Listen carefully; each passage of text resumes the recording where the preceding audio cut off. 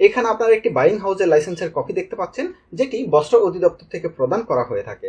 তো যে সমস্ত উদ্যোক্তারা বাইং হাউসের কার্যক্রম করতে চাচ্ছেন তাদেরকে কিন্তু অবশ্যই বস্ত্র অধিদপ্তর থেকে এই বাইং হাউসের লাইসেন্স নিয়েই কিন্তু আপনাদের এই কার্যক্রমটি করতে হবে, অন্যথায় সেটি আইনত দণ্ডনীয় হবে। তো আজকের ভিডিওতে আমি আপনাদের সাথে আলোচনা করার চেষ্টা করব একটি বাইং হাউসের লাইসেন্স দেখতে কিরকম হয়ে থাকে, এতে কোন কোন তথ্যগুলো থাকে এবং কোন কোন ডকুমেন্টস দিয়ে কিন্তু আপনারা এই বাইং হাউসের লাইসেন্সের জন্য আবেদন করবেন ইত্যাদি বিষয় নিয়ে আলোচনা করার চেষ্টা করব।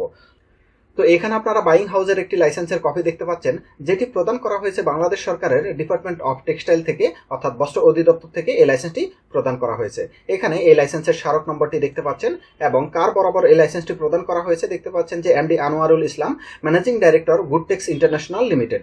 এই কোম্পানির এমডি বরাবর এই লাইসেন্সটি প্রদান করা হয়েছে গুডটেক্স ইন্টারন্যাশনাল লিমিটেড, এবং এই কোম্পানির অফিস অ্যাড্রেসের ঠিকানাটি এখানে দেখতে পাচ্ছেন, এবং এখানে দেখতে পাচ্ছেন এই লাইসেন্সের রেজিস্ট্রেশন নম্বরটি দেখতে পাচ্ছেন এবং কত তারিখে এই লাইসেন্সটি প্রদান করা হয়েছে সেই তারিখটি এখানে আপনারা দেখতে পাচ্ছেন। এখানে দেখতে পাচ্ছেন রেজিস্ট্রেশন ভ্যালিডিটি, অর্থাৎ এই লাইসেন্সটি দেখতে পাচ্ছেন 24/5/2023-এ ইস্যু করা হয়েছে এবং এটির মেয়াদ থাকবে কত তারিখ পর্যন্ত, 23/5/2026 পর্যন্ত, অর্থাৎ 3 বছরের জন্য কিন্তু এই লাইসেন্সটি প্রদান করা হয়ে থাকে। সুতরাং এটি খুবই একটি ভালো দিক যে একটি লাইসেন্স আপনারা 3 বছরের জন্য আর নবায়ন করতে হবে না।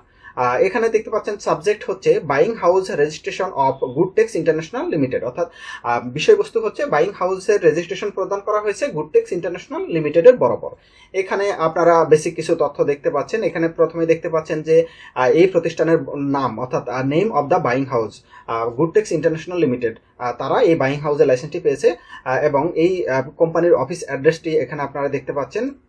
একই সাথে আপনারা দেখতে পাচ্ছেন যে এই কোম্পানির যারা ব্যবস্থাপনা পরিচালক হিসাবে আছে বা অন্যান্য পদে আছে তাদের নাম, তাদের পদবি এবং তাদের ঠিকানা, তাদের জাতীয়তা এবং তাদের মোবাইল নাম্বার এবং ইমেল অ্যাড্রেস, এই সমস্ত তথ্যগুলো এখানে আপনারা দেখতে পাচ্ছেন। তো এরপরে 4 নম্বরটি হচ্ছে ইনভেস্টমেন্ট টাইপ, তাদের বিনিয়োগের ধরন। এখানে তাদের এই গুডটেক্স ইন্টারন্যাশনালের যে বিনিয়োগ সেটি টোটালি 100% লোকালি সংগ্রহিত, সে কারণে এখানে 100% লোকাল দেওয়া হয়েছে। এর পরবর্তীতে 5মটি হচ্ছে টাইপ অফ বিজনেস, তাদের ব্যবসার ধরন কিরকম। তাদের ব্যবসার ধরন হচ্ছে বাইং হাউসের ব্যবসা, সেই কারণে এখানে বাইং হাউসটি দেওয়া হয়েছে। এর পরবর্তীতে 6 নম্বরটি হচ্ছে কমার্শিয়ালি অপারেশন স্টার্টিং ইয়ার, কত সাল থেকে তারা এই বাণিজ্যিকভাবে উৎপাদন শুরু করতে যাচ্ছে, সেটি 2023 থেকে, সেই কারণে 2023 এখানে লেখা আছে। এর পরবর্তীতে ইনভেস্টমেন্ট, তাদের বিনিয়োগ কোন কোন খাতে তাদের বিনিয়োগগুলো করা আছে। এখানে দেখতে পাচ্ছেন পার্টিকুলার আছে লোকাল অ্যাসেট আছে, ল্যান্ড বিল্ডিং আছে বা ক্যাপিটাল আছে, সেগুলো এখানে আপনারা দেখতে পাচ্ছেন ল্যান্ড এবং বিল্ডিং তারা কিন্তু ভাড়া নিয়েছে। যদি তাদের মালিকানা হতো নিজস্ব কোম্পানির, সেক্ষেত্রে সেটির মূল্য কিন্তু এখানে দিতে হতো, যে কারণে এটি ভাড়া নেওয়া হয়েছে, সে কারণে রেন্টেড দেওয়া আছে। এবং তাদের ক্যাপিটাল অর্থাৎ মূলধন আছে 2 মিলিয়ন টাকা, অর্থাৎ 20 লক্ষ টাকা, সেটি এখানে দেওয়া আছে। এবং টোটাল তাহলে তাদের টোটাল ইনভেস্টমেন্ট হচ্ছে 2 মিলিয়ন, অর্থাৎ যেহেতু তারা বিল্ডিংগুলো অ্যাসেটগুলো ভাড়া নিয়েছে, সে কারণে তাদের টোটাল ইনভেস্টমেন্ট হচ্ছে 2 মিলিয়ন। এই যে 2 মিলিয়ন ইনভেস্টমেন্ট, সেটি তারা কোথায় থেকে পেয়েছে, সেই কারণে 8 নম্বরে ইকুইটি দেওয়া হয়েছে। এই যে 2 মিলিয়ন ইনভেস্টমেন্ট পুরোটাই তাদের ইকুইটি, তাদের অর্থাৎ মালিকদের থেকে প্রাপ্ত। এখানে কোনো লোন নেই, লোকাল লোন বা ফরেন লোন এগুলো যদি থাকতো তাহলে এখানে সেটি আসতো। সুতরাং আমাদের পুরোটাই মালিকদের থেকে নেওয়া। তো এরপরে 9 নম্বরে হচ্ছে এই প্রতিষ্ঠানে যে সমস্ত কর্মকর্তা কর্মচারী আছে তাদের ডিটেলস এখানে থাকতে হবে। এখানে দেখতে পাচ্ছেন ম্যানেজমেন্ট লেভেলে পুরুষ আছে 2 জন এবং মহিলা আছে 2 জন, টোটাল 4 জন।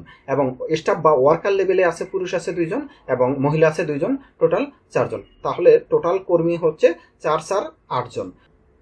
তো আরেকটি বিষয় বলা হয়নি, এই লাইসেন্সটি পাওয়ার জন্য আমরা যখন আবেদন করেছিলাম এই প্রতিষ্ঠানের পক্ষ থেকে, তখন আমাদেরকে যে সমস্ত কাগজপত্র দিয়ে এই লাইসেন্সের জন্য আবেদন করতে হয়েছে সেগুলো হচ্ছে এই প্রতিষ্ঠানের যে লিমিটেড লাইসেন্স, তার সার্টিফিকেট অফ ইনকর্পোরেশনের কপি এবং তার মেমোরেন্ডাম এবং আর্টিকেলস অফ অ্যাসোসিয়েশন এবং ফর্ম 12-এর কপি দিতে হয়েছে।